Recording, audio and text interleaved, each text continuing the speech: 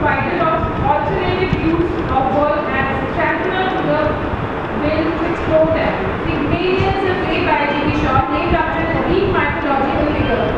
It was first presented on a stage on public in 1930. There has been many careful discussions, critical analysis, and evolution of various aspects of the play over the past many years. This paper intends to investigate the play from the perspective of Antonio Gramsci's essay, The Organization of Education and Culture, and analyzing the perspective of education, feminism,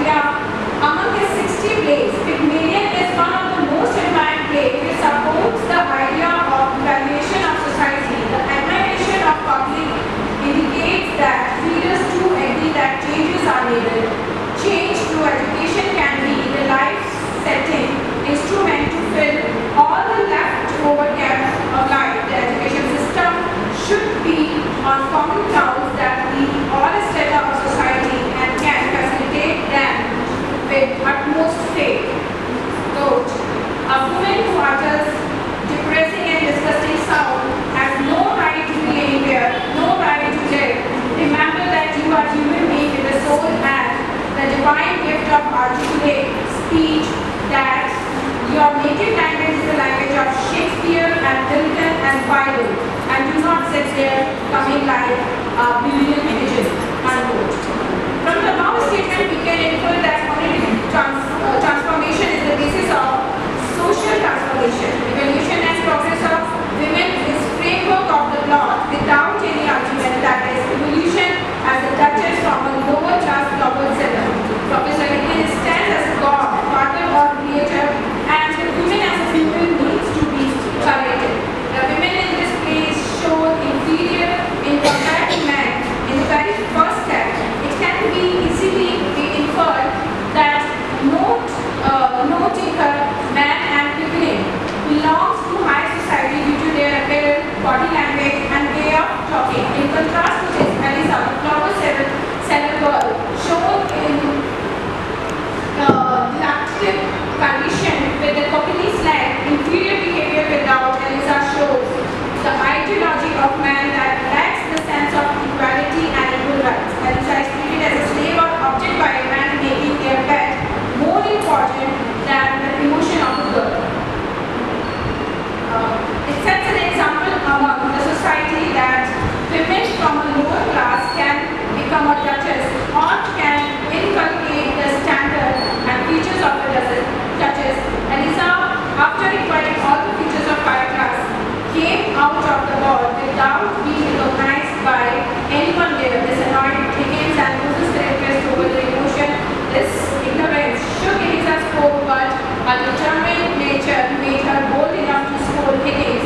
Her behavior, Higgins only goes to determine Pygmalion's theory of education, where she develops the skill of govern and earn. Thus, education can be a key factor to bring a new hope in society that indulges a perspective that a formula can also be the representation of society, and it does not make any complications but resolve it.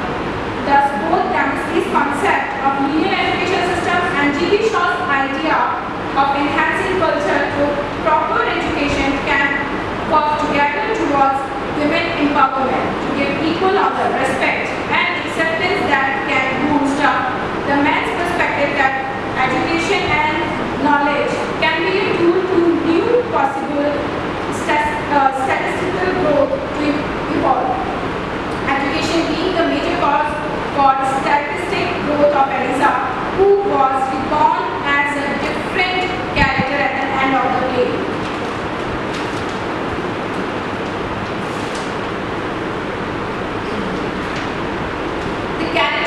The characters of the play can be categorized according to these three classes. Higgins, Pickering, Fairley, and Mrs. Higgins can be taken as an upper class or high class. Mrs. Pierce in middle class, Elisa and Alfred are low class. Higgins represent the ideal Marxist character who was very comfortable in exploiting the lower class, whereas Pickering is a very tender and kind character who gave respect to Elisa by calling her Miss. Higgins was totally opposite, or the ideal figure of Marxist stereotype of hedonism, greed and manipulation, who exploit lower classes like Elisa.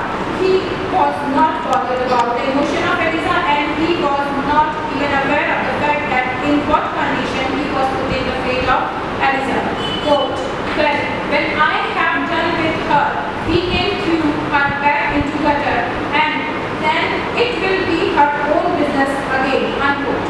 But Higgins was Elisa after the last party does not bother Higgins, which shows Higgins as a voracious, heartless, and Marxist bourgeois. Quote, "You are no gentleman, you are not. To talk of such things, I am a good girl, and I know what the like of you are, I do." Unquote. Throughout the play, Elisa tries to be very polite, humble, and well-mannered. She does not want to give any chance to anyone where she could be exploited, which is surely a low-class way. There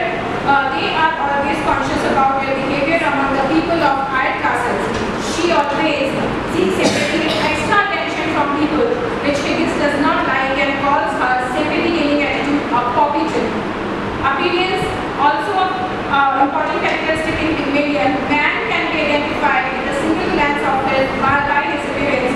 High-class people do cover themselves with a formal appearance, extra attentive mannerism on the table, and body language.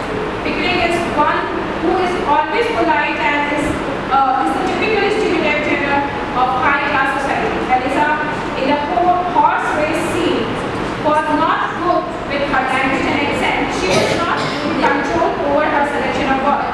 But nobody gets the clue that Eliza is from lower class because she was well dressed. It is a trait found in high-class people that they judge people for external appearance, not with the internal qualities. Alpha belongs to the lower class category, but he acts and talks like a middle class person, but his appearance let him down. The above mentioned description of Eliza and Alfred indicates that appearances matter, which happens to be a Marxist attitude. Language is used as a tool to separate classes, similar to how appearance are used. Language and accent help us to create a mental image of a person in order to show